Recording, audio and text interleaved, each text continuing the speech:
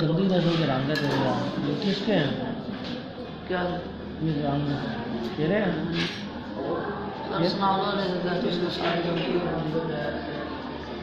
गंदे रंग है यार।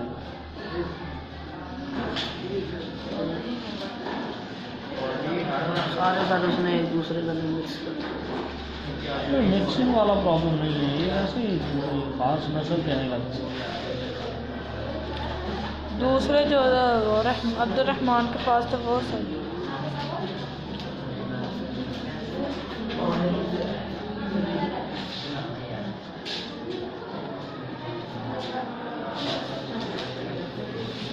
ये तो ग्रीन बन रहा है। क्या हो गया? ग्रीन ये बिली और ये मिलेंगे तो ग्रीन हो जाएंगे। बिली और कौन कौन से मिलेगा? येलो तो ग्रीन हो जाता है।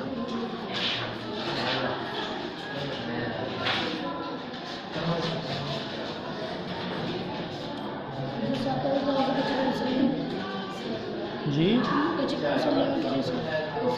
जी।